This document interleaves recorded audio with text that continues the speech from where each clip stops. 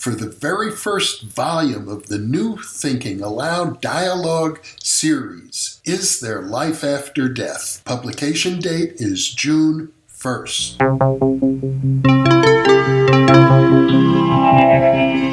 Thinking Aloud. Conversations on the leading edge of knowledge and discovery with psychologist Jeffrey Mishlove.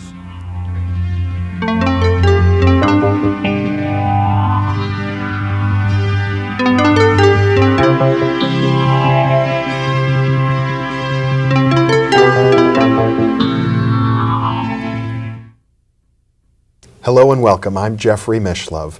Today we're going to explore dream interpretation. With me is Dr. Gayle Delaney, the founding president of the Association for the Study of Dreams and director of the Delaney and Flowers Dream Center in San Francisco.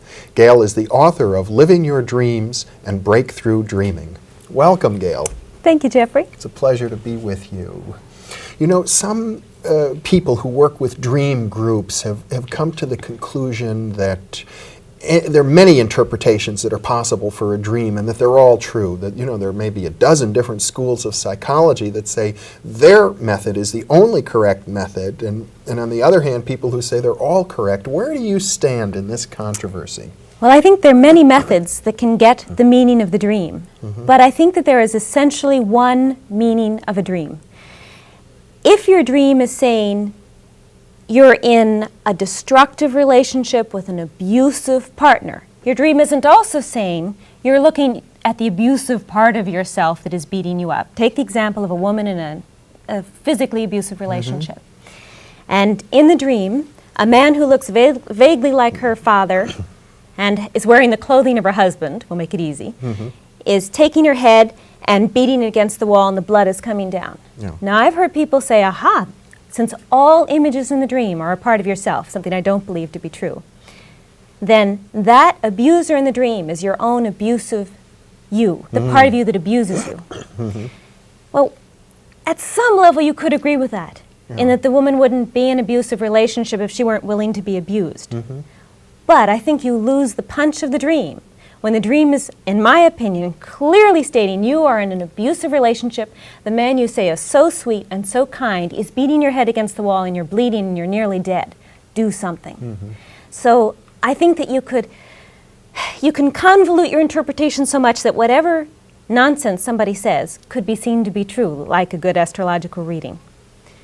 But if you really let the dreamer describe the various images in the dream, ask the dreamer what those images remind the dreamer of, you'll get an I-thou relationship in the dream. Sometimes the people in the dreams represent parts of yourself, but the dreamer will tell you. In this case, if the dreamer says, that reminds me of my husband, you know, sometimes he's like that. And I guess it does hurt. I stay right with that meaning and say, well, is there something you want to do about it? You've got to look at it. I think that fundamentally there's one meaning of a dream, though there may be several levels, and I don't think there are ever conflicting meanings of a dream. What I think you have there is inadequate or incorrect interpretations on one or all parts. And one of the ways you know you've worked with the dream well is when all the parts fit together in a nice, clean line and it all makes sense like a parable or a story. So what you're saying is no matter what method you use to interpret the dream, when the method is done properly, it clicks and there's a meaning that becomes very apparent. But let me ask you, who is it apparent to? Is it? Good point. Because we've often said, dream psychologists have often said, aha, that's the meaning. When you have someone have the aha experience, this is made popular in the early 60s actually, then you know that the dream makes sense. I've had people get ahas over the most nonsensical, shoot from the hip interpretations of their own dreams. For example, the woman with the beating husband might say, oh, I really understood it. That was my dream about my own aggressiveness toward myself, because she's probably terribly codependent and probably does turn all her aggression in on herself. But she's missed the point of the dream. She's still seeing her husband as the sweet guy and she shouldn't have made him angry. I think it's tremendously important to listen to the aha that the dreamer has and then put it to the side and say, does it make sense? Does the whole dream now fall together? Do all the images go toward a general thematic thrust? And does that make sense? Now, the dreamer may get the aha first. Ideally, the dreamer does. And then you ask the dreamer to prove it. How does that make sense in your life? And the dreamer will say, well, not only does it make sense here, but it makes sense. I do this in my work. I do this in my love relationship. So you have a sense of coherence. It's very solid. Sometimes, and specifically, and I've just done a lot of work with abused women's dreams. Yes, it's apparent. Yeah, and it's very intense work. Sometimes, let's see now, where was I? I just got involved with another one. Well, we were talking about abused women's dreams. Yeah. Well, you were saying about how dreams come together, that once the interpretation is clear, it's seen on many levels. Yeah. Now, in a situation where the issue is too painful for the dreamer, let's say that the dreamer's not aware that she's ever been abused, but her dreams are bringing it up very strongly. It looks very evident to me because I've seen so many of those dreams.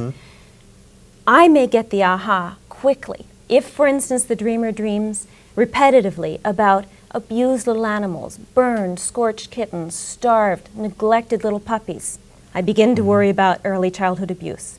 If she mixes aggression with sexuality in her dreams and she is the victim without any recourse or any resource, I start worrying about abuse. And then I start asking her questions. She may come right up to the point and back off. Right. So I may get the aha, and I may be able to convince myself this is probably what's going on because I've heard it through several dreams, not just once.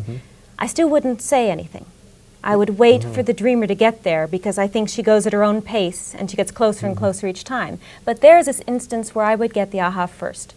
One of the things that you've written about is that it's usually a big mistake for a dream interpreter or a therapist to steal the dream by pronouncing an interpretation before the person you're working with has arrived at the insight.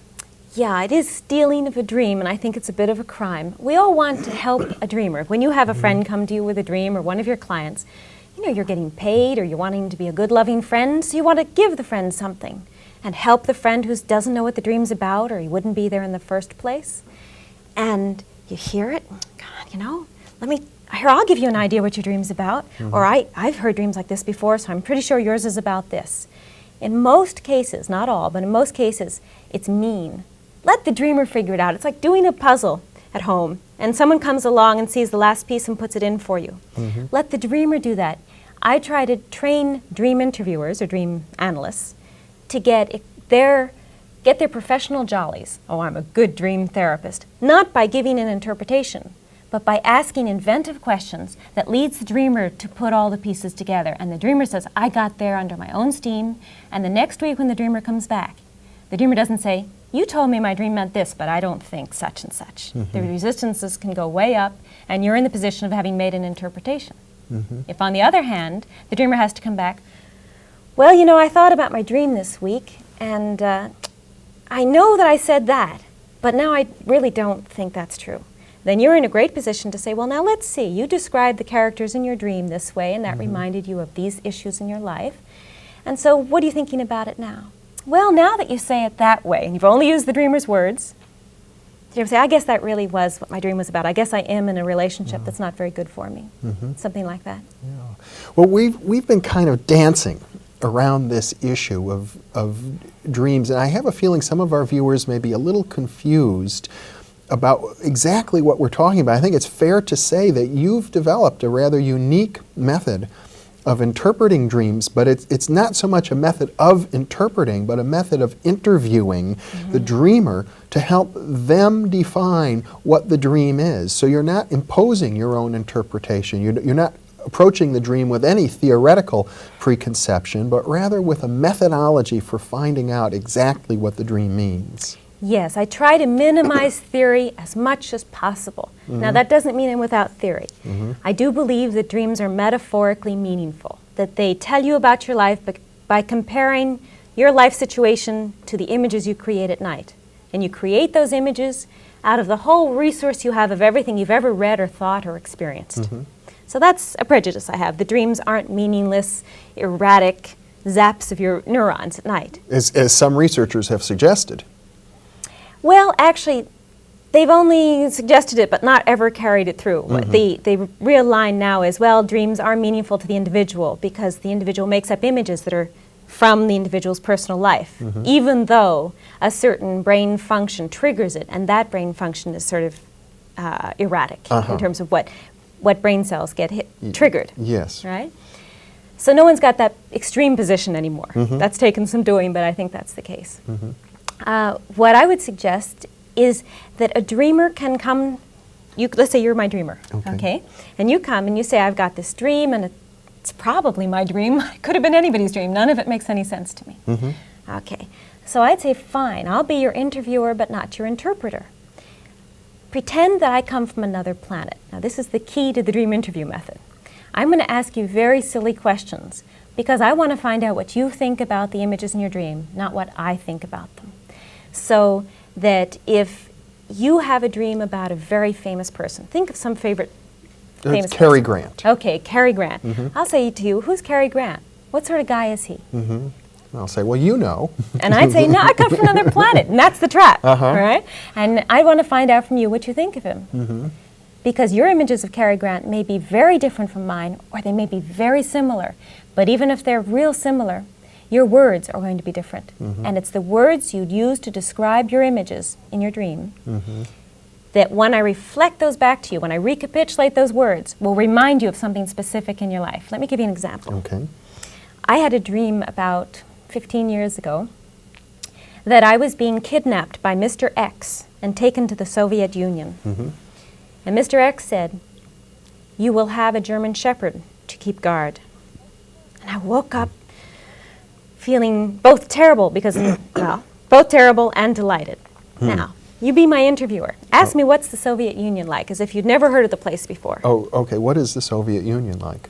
Well, it's the worker state where there are no individual liberties. Those are all subsumed for the greater good of the state, supposedly, but it's basically a dictatorship. I used to be a Russian studies major, and the last place I would like to live 15 years ago was in the Soviet Union. All right. So then we know that my dream starts out that I'm being taken to a place where there are no individual liberties, and it does not feel good to me.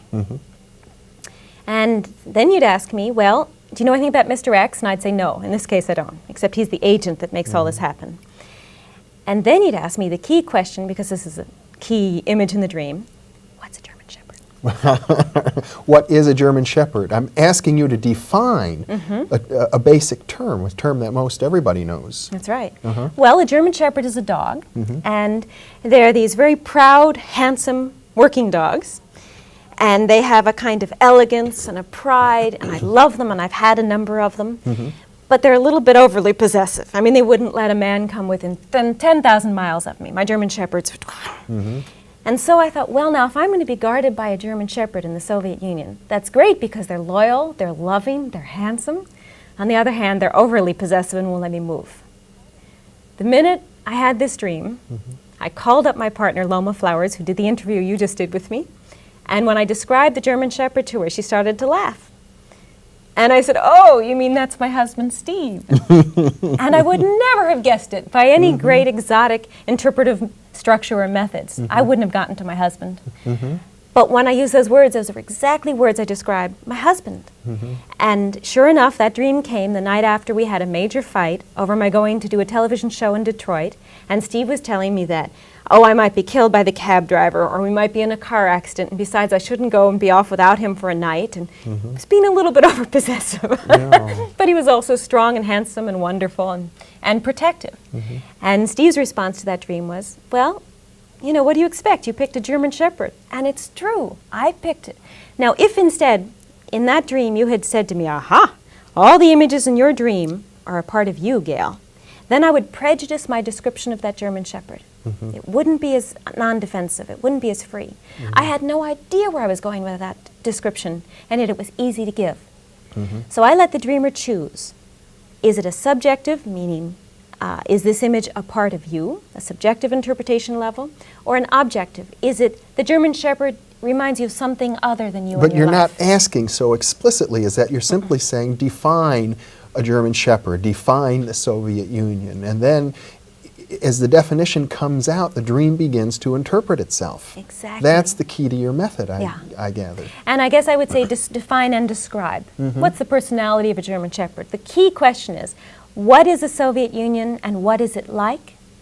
what is a German Shepherd and what are they like? That word like.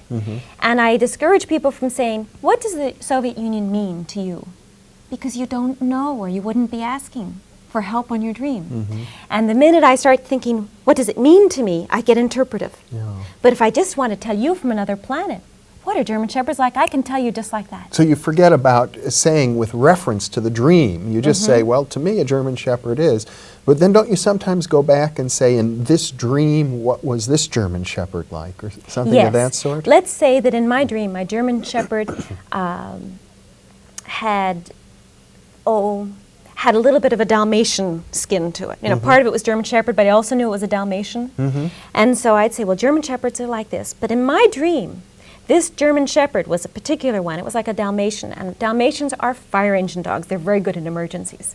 That would bring another bit of color to the dream. Right. So I'd always want to know from you a good description of your images, both what they are generically, what's a German Shepherd like, and what was the one in your dream like. And then you tell me, and I don't have to tell you what your dream means, what your image means. I don't have to tell you whether it's a subjective or objective interpretation. I don't have to tell you if it's an archetype. I don't have to tell you any of that. I stay out of the way. I'm trying to get you to tell me because you know, since you made up the dream.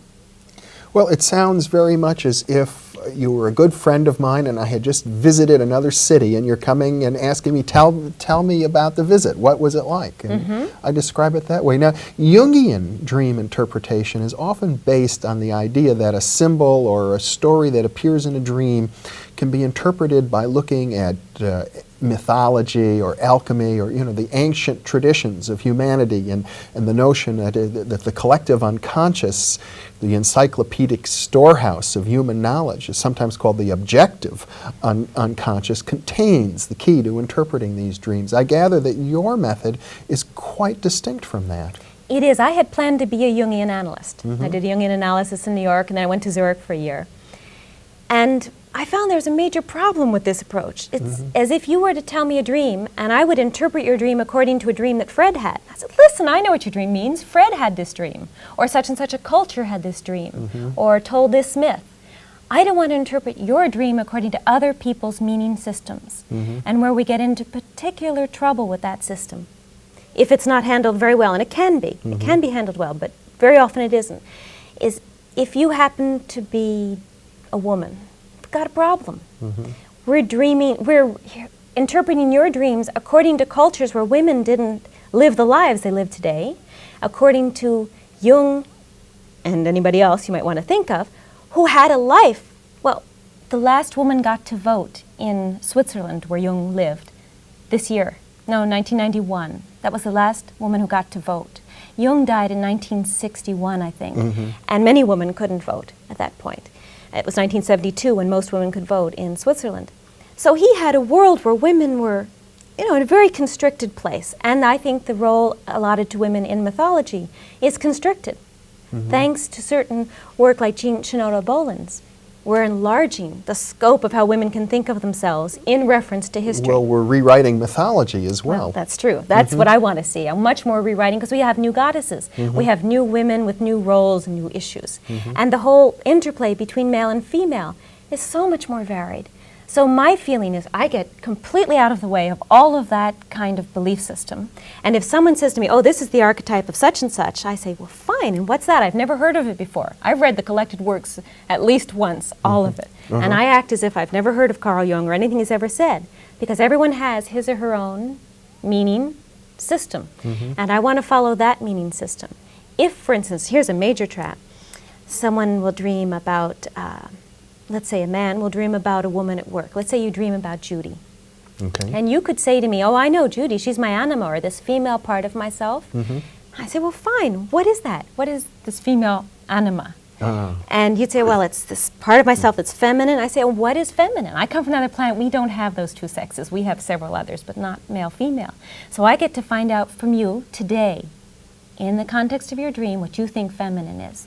And that's my world order from that point on. I follow that system, which may be different from Jung's, even though you might be calling it Jung.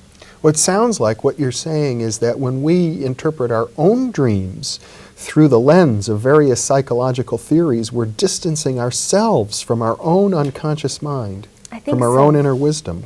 it's an academic step that moves you away from your immediate experience in most cases. Now, there are exceptions to this, but generally speaking, why bring in a label? Why not stay with Donna? Or who do we have, Diana in your dream? Or Debbie? Stay with Debbie. Tell me about Debbie. What's her personality like? What does that remind you of? And you'd say, oh, God, it reminds me of the part of me that is like this. That's a little clearer than the female part of you, because then you have to go through feminine, and it's different from you because you identify masculine. So I just as soon leave those terms out and leave them in for academic discussions afterward, but not in the time that you're working with the dream. Now, I do have trouble, though, with the very concept of interpretation of a dream. It seems to imply a sort of finality to it, and almost like once a dream is interpreted, it becomes dead somehow or frozen in time. Is that how you see it? I think the deadness that comes after interpretations is a surefire signal that it's wrongly interpreted. Where you have taken a formula, plastered it over your dream, it now means this, and it's dead. It's not alive. That's because you haven't gotten the meaning of the dream. I'm just bet you. Most times you've just plastered something on that it's supposed to mean, but it's not you. It means out there. If instead the dream reminds you of this in your life, it reminds me, my German Shepherd dream reminds me, it's so alive 15 years later, because it crystallizes aspects of my husband, and part of the struggles that I have with that. It's so alive. This is not a dead dream. But I didn't decide. I decided what it meant, and I don't even need the word interpretation. I could live without that word, but I use it because most of us do. I interpreted that animal to be like my husband. And I love German Shepherds, and I have troubles with German Shepherds. So it reminds me of all of that at once. It doesn't just say the German Shepherd means my husband. Then I lose all the richness of German Shepherdness. Well, but when you say that when the dream is interpreted, everything clicks together, you can see all these levels of meaning at once, it seems to imply a sense of finality to it. And I'm wondering... There can be a fullness. And there might be some level of finality, but you have to always be open for new levels of surprise years later, because reviewing your dreams over the years gives lots of insight on how well you work with your dreams. And let's say that the dream falls into place very well. It makes sense. It reminds me of this. It makes things click into place in my life. Now, that's in the moment of interpreting the dream. I could forget that very easily if I don't live that out. And one of the key things I say to people, and I say it over and over again, is that insights and good interpretations are a dime a dozen. They're easy. And you forget them by the next day, and they don't change your life. If you don't live with how you understand your dream, that's what I call an interpretation, how you understand it, what it says to you. Try it on during the day for at least an intense week, thinking about it, talking about it with, if it's appropriate, in my case with my husband. Then the dream becomes part of you. You look back on the dream, and it's so obvious, it's like a biblical parable. It's so evident what it was about. But if it's dead, you've done something wrong. It should be much more alive, and, oh, wasn't I creative to have thought of that? Didn't I highlight certain qualities well with that image? Well, when you say live the dream, I get the feeling that you're saying take some action based on the insight. Action would be nice, but often we can't do action for a long time. So what I ask for is reflection. At least twice during the week, reread your dream, think about it. And if there's an obvious sort of action to become, in the case of the battered woman, less terrified, that she do something. It might just be writing more in her journal about her feelings, that she read a book on the issue, that when she's walking down the street, she thinks she's a little bit braver, takes just a little risk to say no to someone when they try to push her off the curb or something. To take tiny little steps, but sometimes, and often actually, we dream way before we're ready to make the move. And so I try not to push action, though my natural personality is action. I've learned through years that you can't push it. You have to have people dream the same dream over and over again until they're ready to make the move. And so yes, action would be nice, but if you're not ready for action, reflect on it. What about recurring dreams? Do these suggest to you that somebody might be stuck, that they really need to take action when a dream keeps recurring? Yeah, in fact, if you have recurring dreams and you sort of have a sense what it's about and you keep having the dream, get yourself immediately into therapy. You need real help, a little, nudge, someone to help you look at how you're holding yourself back. Because recurring dreams are like a record on a skipped place. You'll never get on to more and wonderful music. And you keep having to listen to the same stuff over and over. And I've had people tell me dreams they've had for 20 years. And sometimes they've been analyzed. Oh yes, they understood what the dream meant. The psychoanalyst said this, and the Jungian analyst said this. But they present it that way. The analyst said my dream meant, rather than I understood my dream to be about this. You know, it just surprised me when I realized what these images were about. One fellow had a dream of about 20 years in which he was always at a wake, and the dead man wasn't quite dead. And the dead man started moving a finger, and our dreamer would get anxious because he'd have an idea what was coming next. He'd get sort of lucid in the dream, aware that, I remember this dream. And so he'd go and hide behind people, and he'd hide behind palms, you know, the nice palms at wakes. And the dead man would get up and look at him, glazed eye, and wherever the dreamer went, the dead man would be able to see him. He'd wake up in a cold sweat. Yeah. So how long have you been having this dream? That's the first thing you want to ask yourself about a recurring dream.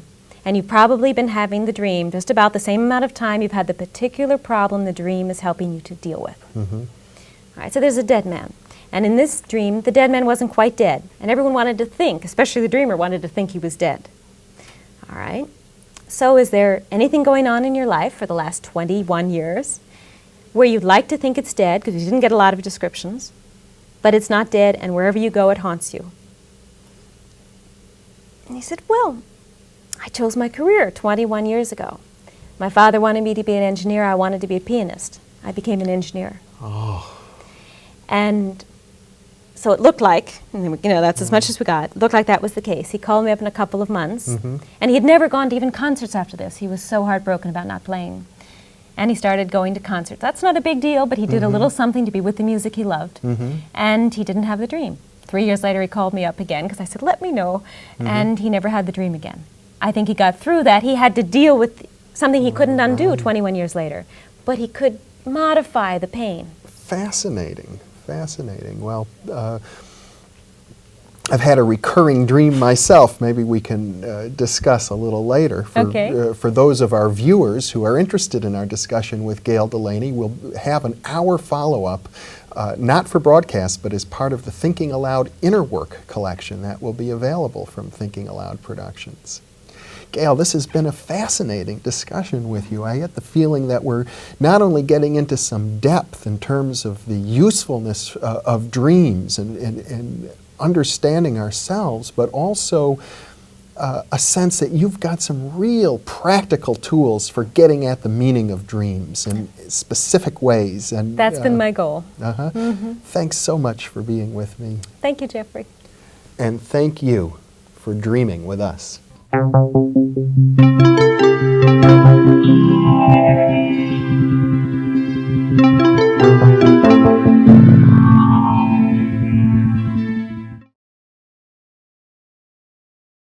On June 1st, we just released issue number 2 of the New Thinking Aloud Quarterly Magazine. You can download a free copy at the New Thinking Aloud Foundation website, newthinkingaloud.org.